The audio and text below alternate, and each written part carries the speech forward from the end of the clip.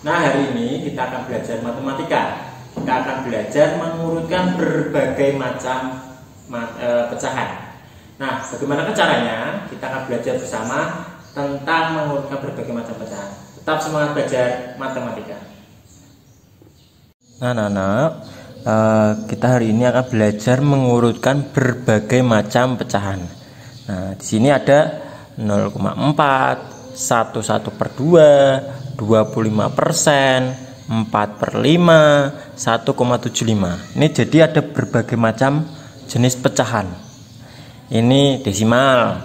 Ini 1/2 itu pecahan campuran.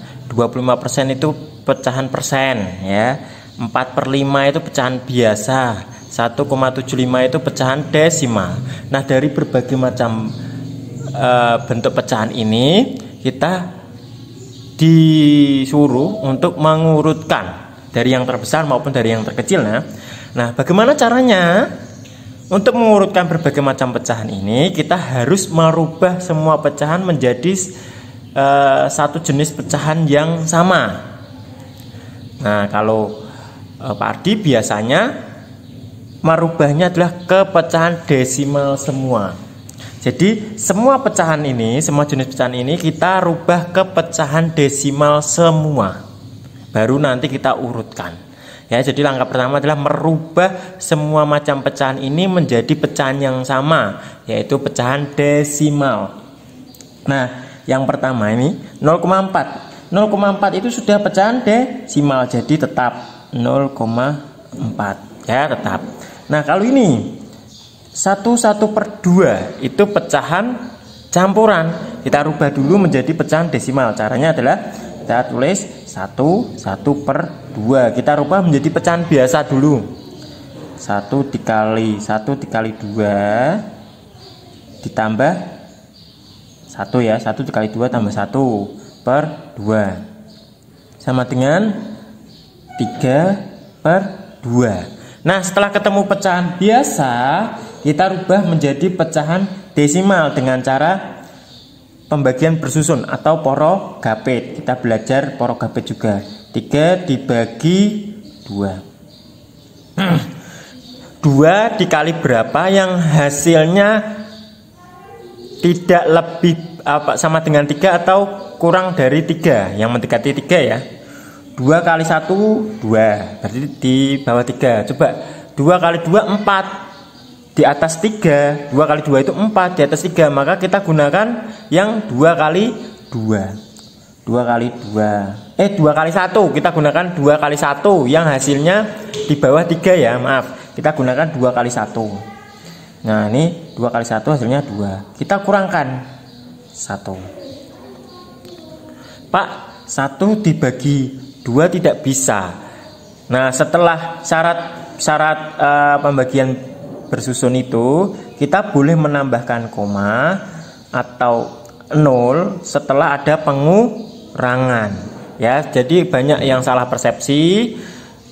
Ini Pak Adi luruskan. Jadi kalau mau menambahkan 0 itu setelah pengurangan, ya. Nah, kita kasih koma, terus ini kita kasih 0, ya. Nah, 10 bagi 2 berapa? Oh, 5, Pak. Ya, 5. Kita tulis di sini 5. Sini hasilnya berapa? 2 kali 5 10. 0. Jadi hasilnya adalah 1,5. Jadi pecahan desimalnya adalah 1,5. Dari 1,5 itu 1,5. Nah, 25%. Sekarang yang 25% kita rubah dulu. Sini, ya, Pak tulis di sini. 25%.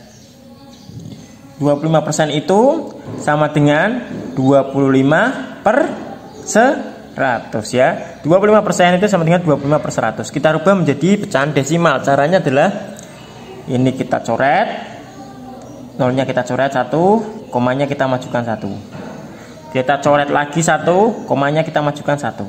Ya, jadi 0,25. Jadi komanya di atas 25, ya. Jadi 0,25. Nah, depannya koma, Pak, kita kasih 0. Jadi 0,25. Nah, kita tulis di sini 0,25. Jadi 25% itu 0,25. Nah, sekarang 4/5. dirubah menjadi pecahan desimal. Caranya ya pakai pecahan pembagian bersusun. Nah, kita coba lagi, latihan lagi pembagian bersusun. 4 dibagi 5. Nah, 4 dibagi 5 tidak bisa Pak. Apakah dikasih koma? Tidak boleh sebelum ada pengurangan. Ya, jadi terus gimana Pak? Ya kita 5 kali berapa yang hasilnya di bawah 4? 5 kali 1 itu 5 Pak, di atas 4. Berarti 5 kali 0 ya Pak ya, yang di bawah 4 ya. Iya, 5 kali 0 berapa? 0. Maka di sini kita tulis 0. 5 kali 0 0. Kita kurangi jadi 4. Nah, setelah ada operasi pengurangan seperti ini, baru kita boleh kasih tanda 4 bagi 5 bisa enggak? 4 bagi 5 tidak bisa Pak. Nah terus gimana Pak? 0 lagi? Tidak. Karena ini sudah ada tanda pengurangan. Ya, setelah ada tanda pengurangan baru kita boleh kasih koma dan kita di sini kasih angka 0. Seperti itu. Jadi kenapa Pak Ardi baru bilang boleh dikasih koma 0 itu setelah pengurangan. Itu cara yang benar ya, cara pembagian bersusun yang benar adalah boleh diberi koma dan yang bawah dikasih 0 itu setelah tanda ada pengurangan. Kalau belum ada pengurangan seperti yang ini, yang atas ini tidak boleh ya. Yuk, 40 bagi 5 berapa? 5 kali 8. Ya, 5 kali 8 hasilnya 40. Ya, kalau sudah berakhir 0 berarti hasilnya 0,8. Jadi ini hasilnya adalah 4 per 5 itu 0,8 ya.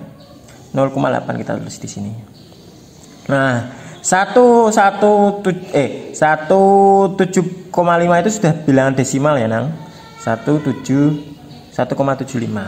Kita urutkan saja yang dari terbesar. Kita urutkan di sini. Terbesar. Dari yang terbesar ya. Dari terbesar.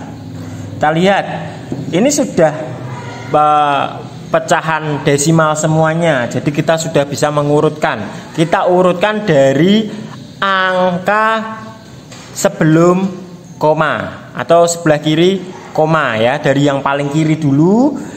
Dari yang sebelum koma, dari yang paling kiri dulu ya. Ini paling kiri adalah atau sebelum koma adalah 0. Ini 1, ini 0, ini 0, ini 1. Nah, jadi yang lebih besar adalah yang 1 antara 1,5 dan 1,75. Nah, kalau sama kita lihat angka sebelah kanannya, yaitu ini 5, ini 7. Berarti lebih besar yang 1,75. Jadi 1,75 dulu, terus baru 1,5. Nah, ini sudah kita kasih tanda, ini sudah kita kasih tanda. Nah, kita tinggal bandingkan yang 3, 0,4, 0,25, 0,8. Ini sama-sama 0 sebelum koma. Kita lihat angka kanannya. Ini 4, ini 2, ini 8. Berarti yang lebih besar yang 0,8. 0,8. Terus lalu 0,4, lalu 0,25.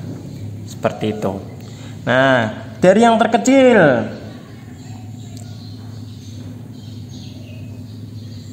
sama.